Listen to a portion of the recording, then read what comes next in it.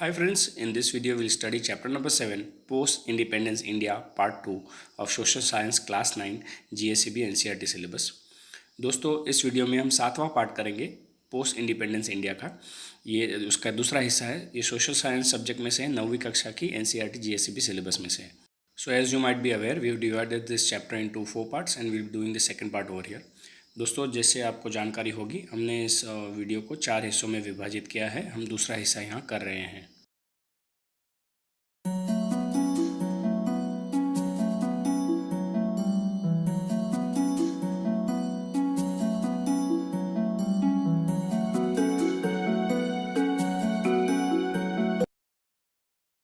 So in the first part of this chapter, we saw that how the princely states, 562 princely states were requested to join the Union of India, of which 559 states agreed and 3 didn't.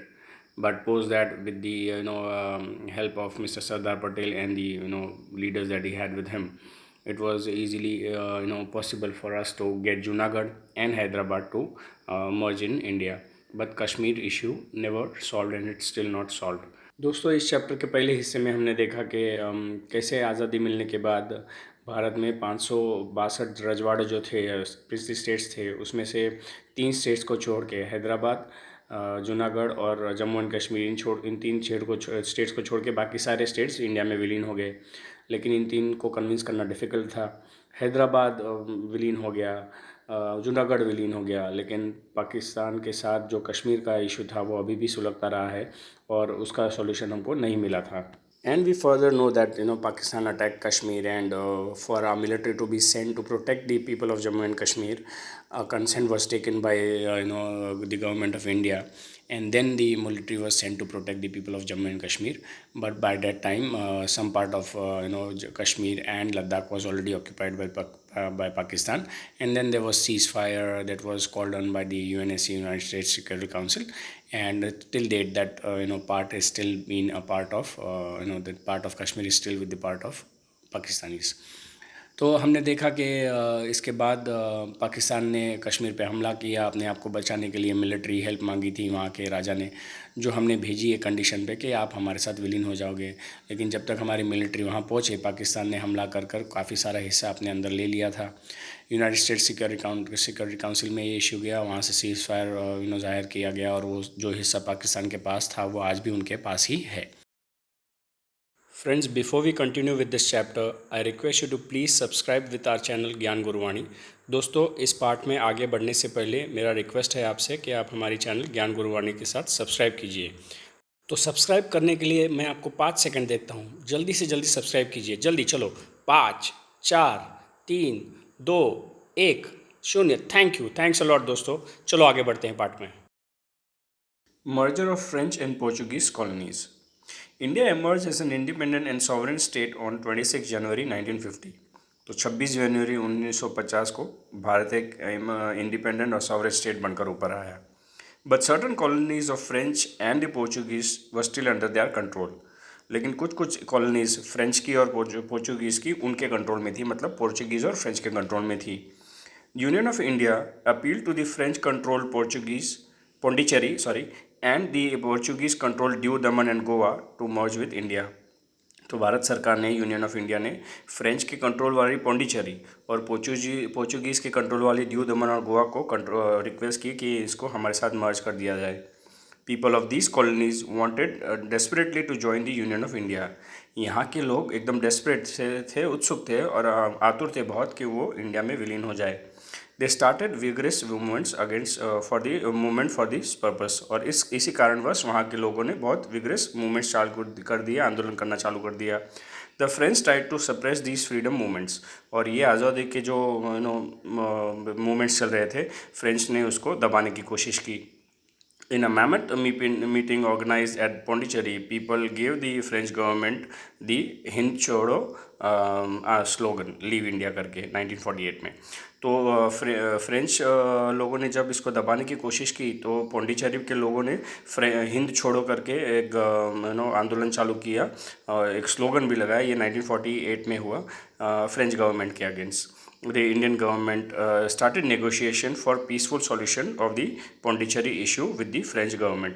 तो भारत सरकार ने French सरकार के साथ peaceful negotiations चालू किए कर दिए ताकि पौंडीचेरी भारत में विलीन हो जाए.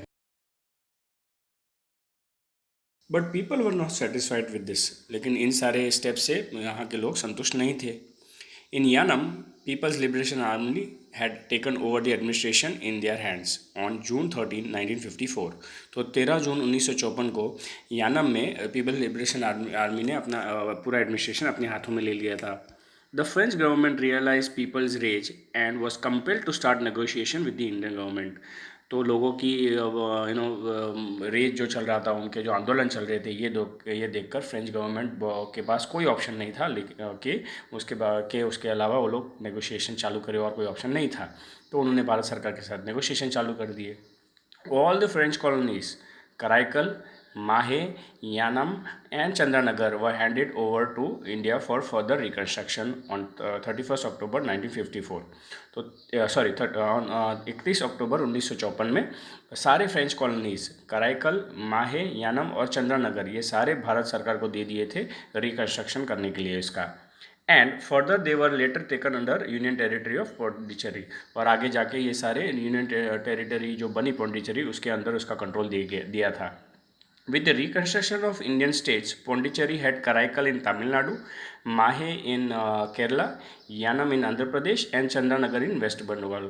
तो भारत का जो रिकन्स्ट्रक्शन हुआ स्टेट्स का, तो उसके हिसाब से पौंडीचेरी के पास कराईकल था जो तमिलनाडु में था, माहे केरला में था, यानम आंध्र प्रदेश में था और चंद्रनगर वेस्ट बंगाल में था. Pondicherry is the administrative centre of all these territories.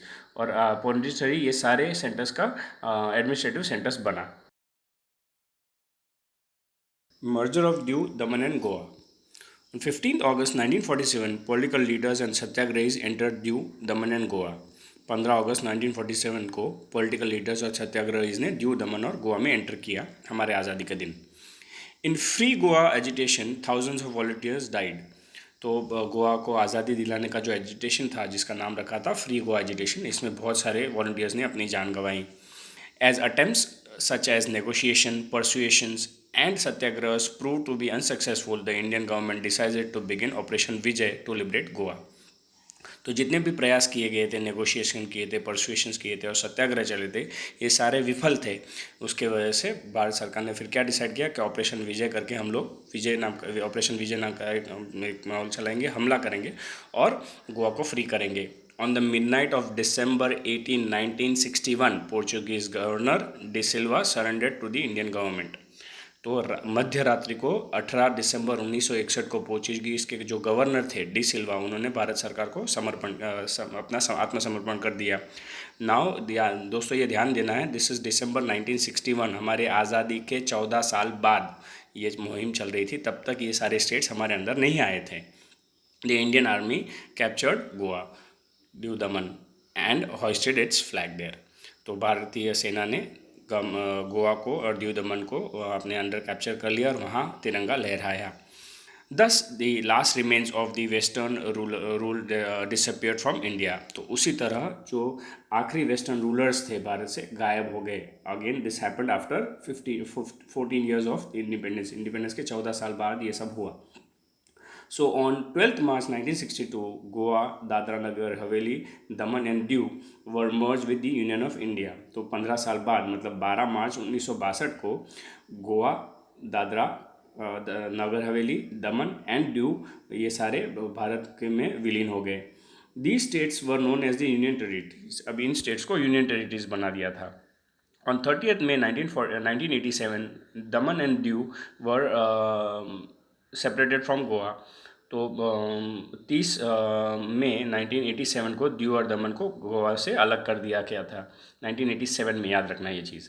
There after Silvassa was made the capital of Dadra Nagar Haveli and Daman was made the capital of Diu Daman and Panaji was made the capital of Goa. तो उसके बाद सिलवासा को कैपिटल बनाया गया था दादरा और नगर हवेली का, और दमन को कैपिटल बनाया था ड्यू दमन का, और पणजी को कैपिटल बनाया था गोवा का. So again, just for your information, we know that the French and the Portuguese people were in India before the Britishers came, and after 15 years of independence, they were not there. तो हम जानते हैं कि Britishers Bharat में आए, उसके पहले Portuguese और फ्रेंच पीपल यहाँ आए थे, लेकिन हमको आज़ादी मिलने के बाद 15 साल बाद वो यहाँ से चले गए. Formation and reorganization of Indian states. India became independent and acquired information about unification of princely states. तो भारत आज़ादी हो गई तो उसके प्रिंसली स्टेट्स जितने भी थे उसकी सारी जानकारी उन्होंने इकट्ठा की. Instead of accepting unitary system we had accepted union system of governance. तो यूनिटरी सिस्टम के अलावा हमने यूनियन सिस्टम गवर्नमेंट का स्वीकारा था. Therefore, the issue of formation and reorganization of the constitution of the union occurred. इसीलिए जो formation का इशू था और रीऑर्गेनाइजेशन पूरे कॉन्स्टिट्यूशन का करना था वो शुरू हो गया. The erstwhile British provinces and princely states were divided into 4 divisions after their unification and merger. तो यूनिफिकेशन और मर्जर के बाद जो भारत में ब्रिटिशर्स की प्रोविंसेस थी और भारत के प्रिंसली स्टेट्स थे उनको 4 हिस्सों में विभाजित किया था. दे आर एज फॉलोज, ये नीचे के हिसाब से हैं. Classification of states class A. अब ये ए क्लास के स्टेट्स थे. इसमें Mumbai, Assam, Andhra, Punjab, Uttar Pradesh, Bihar, Madras, Orissa and West Bengal were included. तो ये ए हिस्से में इतने सारे स्टेट्स थे. Classification of states in class B. अब ये बी क्लास में कौन से स्टेट्स थे तो देखिए, Jammu Kashmir, Hyderabad, Mysore, Central India, Rajasthan, Saurashtra, Travancore, Cochin and PEPSU. This is Patiala and East Punjab states of union. इसके बाद classification of states in class C. अब ये सी क्लास में कौन से स्टेट्स थे तो अजमेर, भोपाल, कुर्ग, दिल्ली, बिलासपुर, कच्छ, हिमाचल प्रदेश, त्रिपुरा, मणिपुर एंड विंध्य प्रदेश. ये सारे स्टेट्स क्लास सी में थे. और क्लास डी में कौन से थे तो अंडमान निकोबार आइलैंड्स वर इंक्लूडेड क्लास डी. अब ये 4 हिस्सों में इनको डिवाइड किया गया था. Interestingly, states included in all 4 classes did not have equal status. तो ये इंटरेस्टिंग बात थी कि ये जितने भी स्टेट्स जो 4 हिस्से में डिवाइड किए गए थे उनका इक्वल स्टेटस नहीं था. However, they were inseparable part of India. लेकिन इसके बावजूद ये भारत के अभिन्न अंग थे, सारे मिलके एक इंडिया बना था. In this way, when the Constitution of India came into force, India was the union of these states. तो जब हमारा कॉन्स्टिट्यूशन बना तो ये सारे स्टेट्स को मिलके इंडिया एक यूनियन ऑफ इंडिया बना. However this prove to be a temporary arrangement. लेकिन ये टेम्पररी अरेंजमेंट बन के साबित हुआ. Thereafter, a new demand for reorganization of states on linguistic basis started becoming strong. तो उसके बाद एक नया आंदोलन शुरू हो गया इधर उधर बोल के कि जो भाषा के बेस पर, लिंग्विस्टिक बेसिस मतलब भाषा के बेस पर राज्य होने चाहिए, ऐसी डिमांड आगे आई. So in 1953, Jawaharlal Nehru considered the issue of reorganization of the states and appointed State Recognition Commission. तो 1953 में जवाहरलाल नेहरू ने ये इशू कंसिडर किया और स्टेट रिकग्निशन कमीशन नाम की एक कमेटी बनाई. Retired chief justice of Supreme Court of India justice Fazal Ali was appointed as its chairman. तो भारत के जो माननीय हमारी सुप्रीम कोर्ट है उसके रिटायर्ड चीफ जस्टिस थे फजल अली, इनको इनका चेयरमैन बनाया गया. 2 other members of the commission were mister Hridaynath Kunzru and K M. Panikkar. तो इस कमेटी के 2 और मेंबर्स भी थे, मिस्टर हृदयनाथ कुंजरू और के.एम. पनिकर थे. This commission asked all the states to submit its recognition through various public opinions, views and through postal interaction. तो इस कमेटी ने क्या किया, जितने भी स्टेट्स थे तो उनके अपने विचार क्या है वो पब्लिक ओपिनियंस के थ्रू, व्यूज़ के थ्रू या पोस्टल इंट्रैक्शंस के थ्रू उन तक पहुँचाए, ऐसा उनको बोला गया. Above all bilinguals, Mumbai state was reformed in which Maharashtra, Gujarat and Saurashtra were included and Mumbai was made the capital of this state. इन सब से ऊपर मुंबई स्टेट में रिफॉर्मेशन हुआ जहाँ महाराष्ट्र, गुजरात और सौराष्ट्र ये तीनों मिलके तीनों इंक्लूड हुए और मुंबई को इन सब का कैपिटल बनाया गया था. देखो उस टाइम का मैंने आपको बाजू में एक मैप भी बताया है कि कैसे हमारा आकार था उस टाइम पे इंडिया का. Finally, a bill making changes in the constitution and reorganization of states was passed and implemented from 1956. तो अंततः 1956 में एक कॉन्स्टिट्यूशन कंस्ट्रक्शन हुआ, में चेंजेस हुए और ये सारे स्टेट्स को विलीन करके इम्प्लीमेंट किया गया। दोस्तों, आज़ादी के 9 साल बाद अभी भी हमारे स्टेट्स एक नहीं हुए थे, तो हम ये चीज़ इंटरेस्टिंग है और इसको जान सकते हैं। The old classification of the states as class A, B, C and D was dissolved. तो पुराना जो सिस्टम था ABC के D के हिसाब से जो क्लास स्टेट्स को डिवाइड किया था उसको पिघला दिया गया था, डिसॉल्व कर दिया था, मतलब वो अभी एग्जिस्टेंस में नहीं था। Amendments were made in the first appendix of the Indian Constitution and in place of their earlier classification, two parts were formed, comprising of the constituent states and union territory. तो पहली बार जो हमारा constitution बना था उसमें changes किए गए और उसमें चेंजेस करने के बाद दो हिस्से में भारत को विभाजित किया, मतलब दो हिस्से बने इंडिया के, स्टेट्स बने और यूनियन टेरिटरीज बने। द 14 स्टेट्स इंक्लूडेड, तो 14 स्टेट्स थे। कौन से थे? Andhra Pradesh, Assam, Bihar, Mumbai, Jammu Kashmir, Kerala, Madhya Pradesh, Madras, Mysore, Orissa, Punjab, Rajasthan, Uttar Pradesh and West Bengal. तो ये 14 स्टेट्स बने थे। While union territories included Delhi, Himachal Pradesh, Manipur, Tripura, Andaman Nicobar, Lakshadweep. तो ये यूनियन टेरिटरीज, ये बाकी के जो स्टेट्स मैंने बोले उसके अलावा ये यूनियन टेरिटरीज बने। Finally, central government made two separate states, Maharashtra and Gujarat, on 1st May 1960. तो 1 मई 1960 को सेंट्रल गवर्नमेंट ने दो अलग स्टेट्स बनाए, महाराष्ट्र और Gujarat. So on 25 May 1960 recognition of Maharashtra as a state was made and its capital Mumbai. तो 25 May 1960 को महाराष्ट्र को रिकग्निशन मिला और उसका कैपिटल बनाया था Mumbai. 1 May 1960 is considered as the foundation day of Gujarat and it included the regions of Saurashtra and Kutch. तो 1 May 1960 को फाउंडेशन डे मनाया जाता है गुजरात का और उसमें दो ही रीजन थे, सौराष्ट्र और कच्छ। अगेन फिर से ये मैप देखिएगा, इसमें गुजरात का काफ़ी सारा हिस्सा जो आज है वो उस वक्त पे नहीं था। So friends, over here again you can see in the map that the parts of Gujarat were a part of Maharashtra at that time. So the current state of Gujarat's geographical feature is different to what it was in that time. Assam, Meghalaya, Manipur, Tripura, Arunachal Pradesh, Mizoram and Nagaland were considered as the land of seven sisters. तो seven sisters का जो land जो आज भी हम जानते हैं उसमें आसाम, मेघालय, मणिपुर, त्रिपुरा, अरुणाचल प्रदेश, मिजोरम और नागालैंड कंसिडर किया गया। There were always a continuous demand for formation of separate small states from the bigger states. तो हमेशा बड़े स्टेट्स में से छोटे स्टेट्स बनने का डिमांड कंटिन्यूसली होते ही रहा है। In the year 2000, Jharkhand capital Ranchi was separated from Bihar. Chhattisgarh capital Raipur was separated from Madhya Pradesh. Uttarakhand capital Dehradun was separated from Uttar Pradesh and was recognized as states. तो 2000 के साल में झारखंड जिसका capital Ranchi है वो separate हुआ।